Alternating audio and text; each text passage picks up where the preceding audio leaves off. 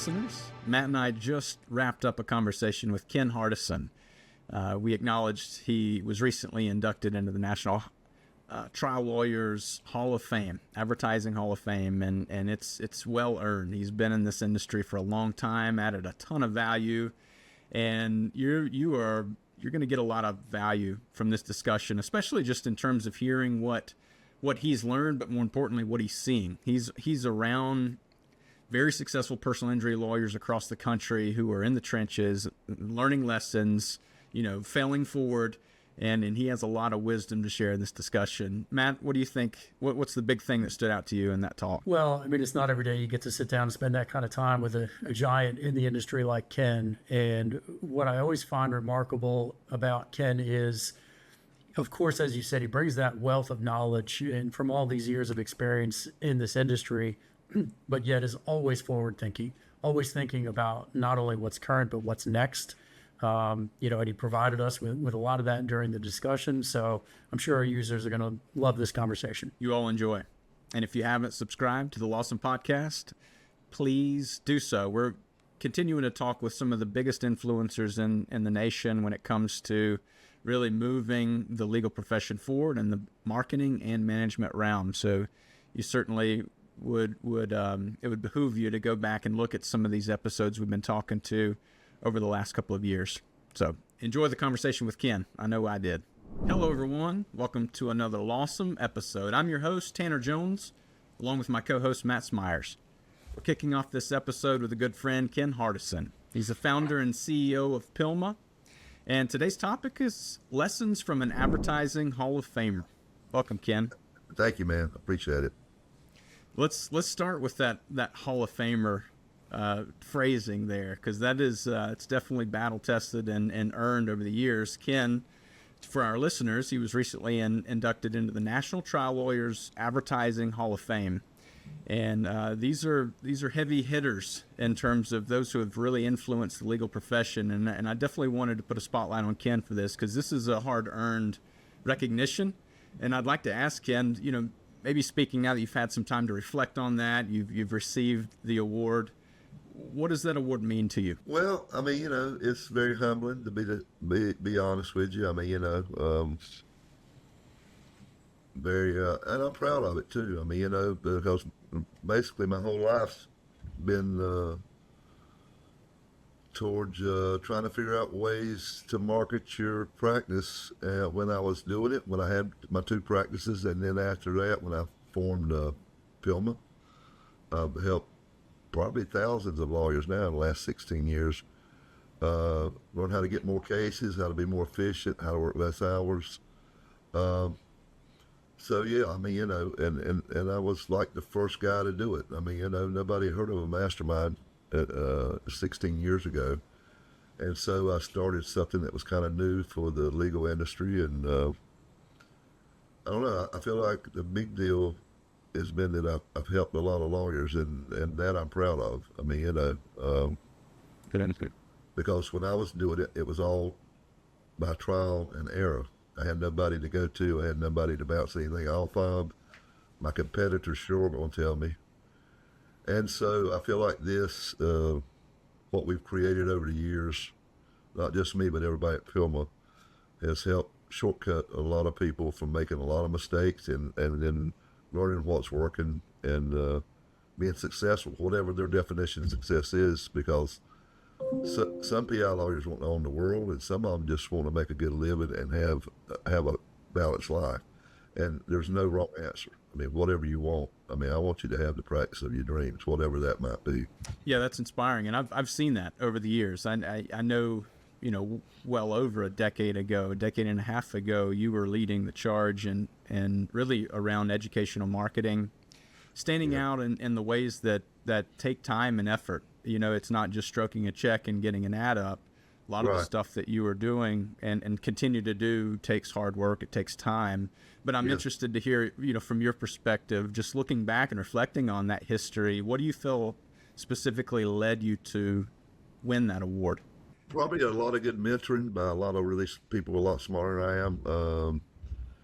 I've spent loads of money with Jay Abraham and Dan Kennedy, who I think are two marketing and business geniuses, uh, and took their advice from the non-legal world and adapted it to the legal world and had to make some changes because of ethics and different things.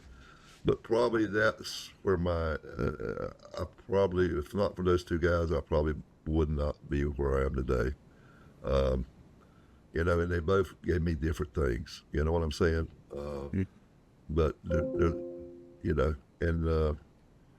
everybody wants to say my business is different, my law firm's different. No, they're not. I mean, you got a few ethics rules you got to comply with, but other than that, you've got to.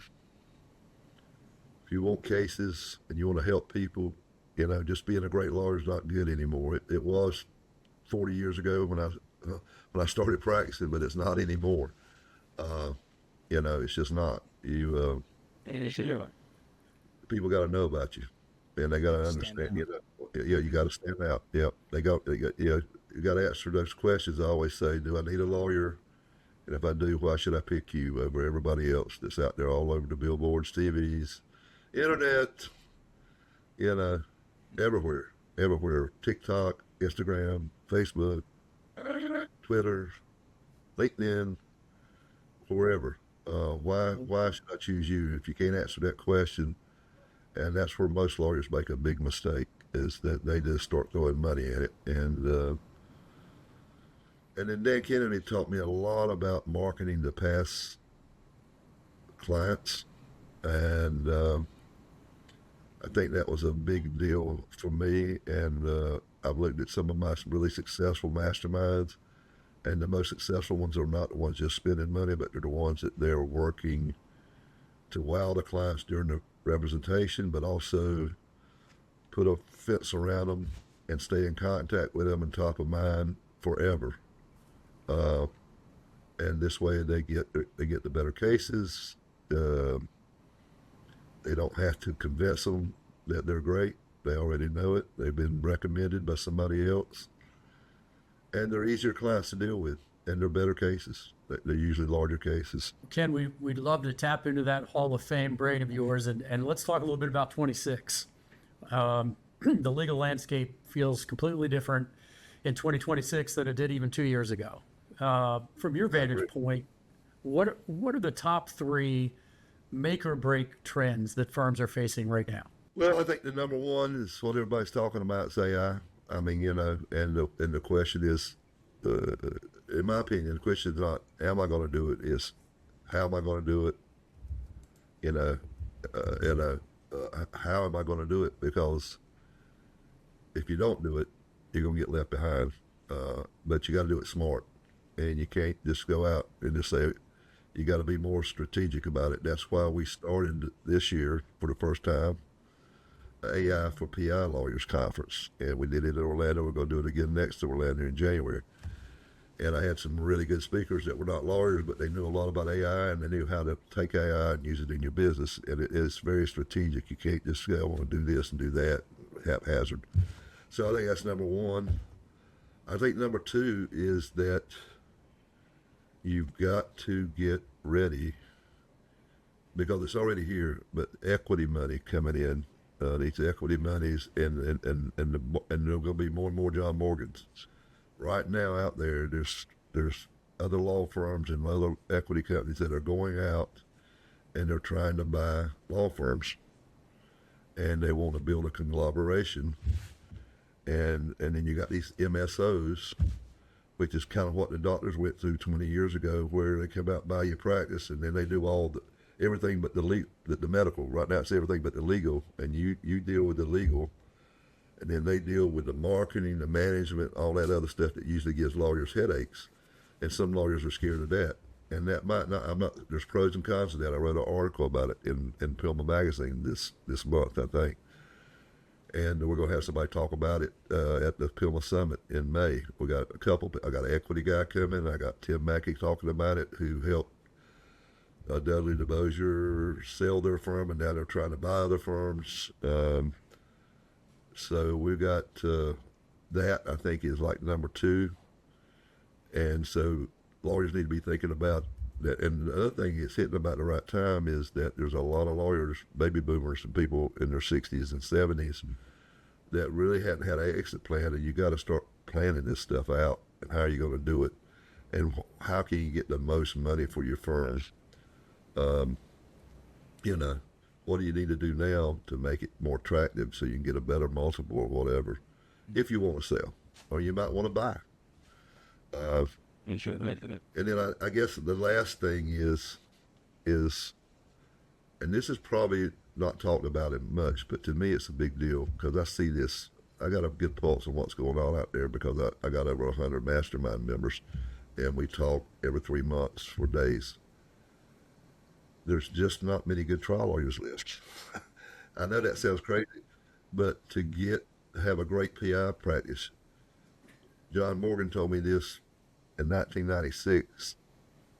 He said, if your mother got her leg cut off in a car wreck, would you hire your law firm? I said, I probably would. He said, well, then you got a problem. He said, you've got to be referable, and you've got to have a firm that's got lawyers that can handle these cases. And to do that, you got to have great trial lawyers. It might not be you. And that's one of the first things I did. I went out and got me 2 crackerjack trial lawyers and paid them good money. And because I want a crackerjack, I could try cases, but I was, I want F. Lee Bailey or Johnny Cochran. And so, and it's the younger lawyers, not all of them, but a lot of them just don't have any desire, because it's hard work, stressful being a good trial lawyer. It's not for the faint of heart. So I think you're going to see more and more the really good trial lawyers are going to be able to name their price. They're going to be able to write their tickets, and you're going to have to pay the price if you want to be able to get the most top value for your clients. That's quite the contrast, isn't it, in those 3 things? I mean, we talk about AI, we talk about equity coming in, but then we talk about the importance of being a good trial lawyer. Yeah. Right. And it's almost like becoming a lost art form. And I would imagine, just kind of touching back onto the equity topic, as younger lawyers start coming in and starting law firms for the first time, they're going to be building these law firms to sell to private equity, where in the past that was a non-issue. And the lost art in all of that might be the ability to effectively try a case. And AI is great, but they ain't gonna try cases for you. My question for you is, being in the trenches, and you're hearing from some of the best PI firms across the country, and many of which have a strong trial presence. Are you seeing much influence of the trial lawyers utilizing AI in terms of trial prep? Are you hearing a whole lot of feedback in terms of how AI is certainly influencing litigation? It is. They're using it. They're using it. They're using it for depositions. They're using it in discovery. They're using it for research. But they still got to fact check everything. To be careful, because we don't. We've seen some lawyers get sanctioned. You can't just blindly use it. It's getting better and better and better. And it's going to get better and better. And I think we've only seen the tip of the iceberg. I really think, whereas right now a PI lawyer probably handling, say their case manager handling anywhere from 70 to 120 cases, and if they utilize AI and use the agents and everything, they'll be able to handle 250, 300, and making sure that they're getting, you've got case status out there now that helps you communicate with them. You got all these foundation AI helps with the mail. You got all these things, medical records, the demand doers, the chronology makers. I mean, it's all out there, and it's just going to get better. I mean, are consumers getting more accustomed to that, Ken, and less of a personal touch and more automated updates? And because I would imagine that a lot of people they're not really looking for that personal connection as much as they used to be. If they can keep it transactional to some point, a lot of folks would prefer to do that. I think the younger they are, the less it matters. Yeah. I think they'd rather talk to you on text than talk to you in person for some reason. I think the people over 40, I think they still like their relationships and stuff like that. And it's going to be different in different parts of the country. But I think, but see, I would argue that if you're using AI right, you can actually make it more relationship because you've got more time to talk to them. You saw it. You know, and you can still handle more cases and still be able to talk to them, but you can gather a lot of information, and some of them may go want to talk to you, just to be honest with you. Some of them are going to want to talk. So I think you can use it any way you want to, but I think it can actually free up time to where you can have a better relationship. I mean, you know, I don't know. We'll see how it works out. But I mean, there's so much. I mean, and what is happening is everything's getting automated, and Yes. you know, and I think this is something I might be wrong on this one, but I think AI can't try cases, but it can create all these transactional documents. And I got a feeling you're going to start seeing a bunch of lawyers and business lawyers and different things like that that are going to think about coming over to PI practice. I might be wrong, but I think they're going to say, hey, my practice is dead. I got to do something, and there's no way AI is going to take over trying cases if I can learn how to be a good trial lawyer. I might be wrong on that one. I mean, you know, but that's a possibility. I ain't going to say that's going to happen. But Well, it's the storytelling component to it, right? That yeah. looks like it won't be replaced. It's a fascinating discussion, Ken. You've hit on a few important pieces in terms of looking ahead, and you've been able to weather a lot of ups and downs in the economy, lots of changes to technology, lots of changes to consumer behavior, and Right. and so we're all interested to hear kind of in the future. We've talked a little bit about 2026 here, but if you're looking 3 years, 5 years out, and just to reiterate the big points that you made, there are more large law firms, the Morgan & Morgans of the world, eating up, potentially, if they're leveraging automation, eating up even more cases in the marketplace. For the small to medium-sized lawyer out there that's committed to continuing to run a successful law practice, what should they be emphasizing and really focusing on over the next year to set themselves up to differentiate themselves from those big players in the future? They got to give them something that those big firms can't give them, whatever that might be. It's like you actually get to talk to a lawyer when you hire firms, or maybe it's niching. I mean, I thought about this. I always told there's riches and niches, or niches, however you want to say it. I like it because it rhymes riches and niches, so I say niches. But I think you're going to see more and more even get more specialized. I mean, how many, I know it's specialized PI, but I think you may see that, well, we only handle dog bites, or we only handle motorcycle, or we always see this now, trucking, but maybe we only want to do premises liabilities cases, or maybe we just want to do swimming pool cases, or maybe whatever it might be. But, and maybe not just one niche, but maybe 2 or 3 niches, and really try to dominate your market in that. I don't know that that's going to happen, but I would recommend that. And I would recommend doing something that you can answer that question. Why should I hire you over John Morgan? They're the biggest law firm in the nation. If you don't have that answer, and that answer could be a lot of different things. Well, unless you get to talk to a real lawyer, and we live here. We're from here. We know the area. We know the judges. We know the value of cases in this state, which are different than values in the cases from Florida or New York or whatever. And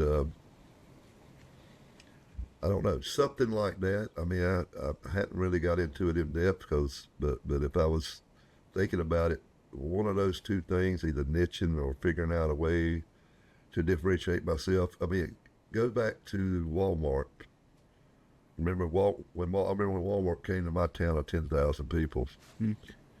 A lot of mom and pops went out of business, but some of them didn't. The one that gave the personal extra service that Walmart wouldn't give because they were worried about overhead, they survived and even flourished. Even though you might pay more at the mom and pop there, but you felt like you got more attention, more treatment, and you trusted them more.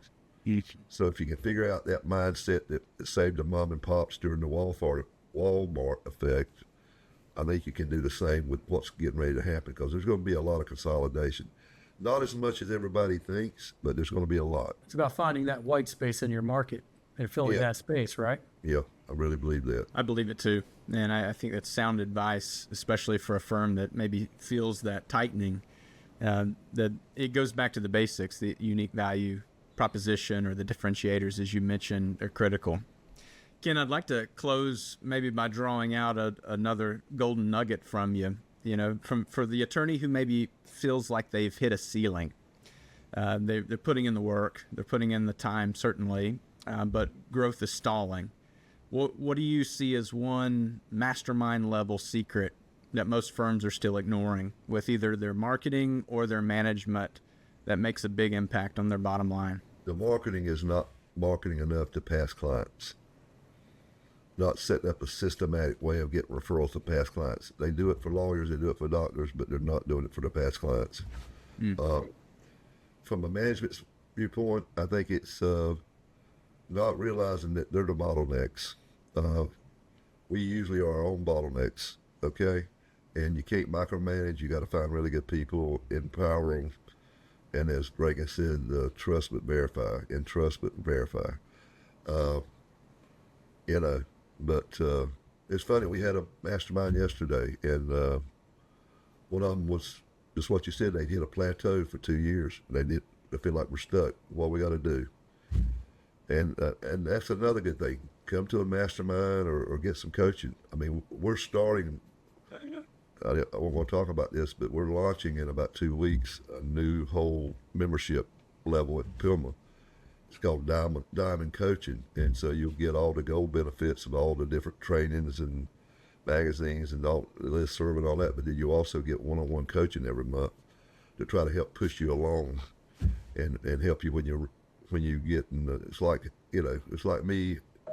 Even though I know how to work out and I know everything, I've been doing it for 7 years.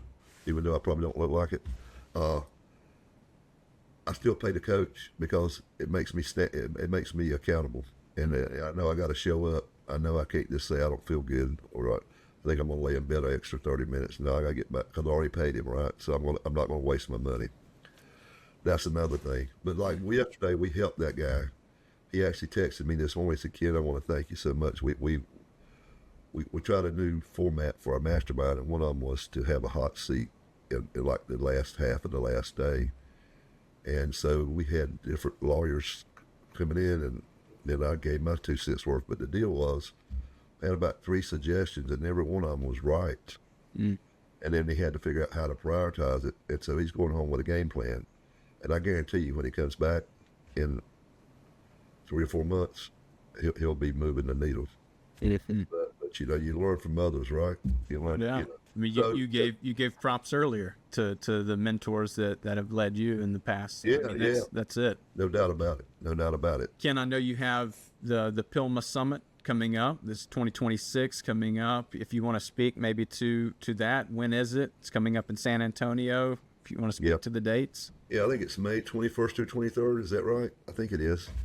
Yeah, and we got over 40 speakers. Half of them are lawyers that are sharing their secrets and what they've done that's working. We also will have probably over 80 vendors there that you can talk to them and get demos. We're doing something a little different this year. The last day we're going to break up into 3 sections. We'll have an AI track, a marketing track, and a management track. And at the end of those tracks that day, we're going to have a workshop. Like with AI, they're going to come up with how you're going to walk away with something that you can take home, an agent or a chat GPT or something that will help your practice. In the management, we're going to have how to do strategic planning, like a whole outline on how do you plan for growth. And then the third one, we're going to have how to create a marketing plan from scratch. So that you're not just hearing a lot of speakers, but you're going to walk away with something solid in your briefcase or your notebook that you can take home and implement while you're there. I got the idea from doing the AI conference. We did some workshops there, and everybody loved it. And I think people like to listen to people talk, but they also like to learn how to do something, hands-on. And so we're going to try that this year, and I think it's going to be successful. Hopefully it will be. I look forward to it. Hopefully our listeners will take advantage of that. Where can they find more information about that? PILMMA Summit, that's PILMMASUMMIT.com, or just go to PILMMA, PILMMA.org, and go to events. And the way we got it, the quicker you register, the cheaper it is. I actually increase it every month until we get there. So there'll be 2 more rises in prices. So grab it now. If you have a trial, you can give us 30 days notice. We'll give you money back. If you can't make it, we'll give you a credit for next year, or to the AI conference, or to a membership, whatever you want. But yeah, I mean, give it a try. I got a money back guarantee. You go the first day, you don't think it's worth a darn, I'll give you money back and up to $1,000 worth of airfare and travel and hotel reimbursement. And I've done that for 16 years. I guess I've done over, 25, 30 of these things. Nobody's ever asked for the money back, so I think it's a good program. I can vouch for it. Well, Ken, thank you very much. We appreciate it. And especially congrats again on the Hall of Famer status, the advertising legal Hall of Famer. I appreciate it. Like I told them there, I don't know if I deserve it, but I'm not giving it back. Fair enough. Well, until next time, we appreciate it, Ken. Look forward to seeing you at the PILMMA Summit in San Antonio. All right, you take care.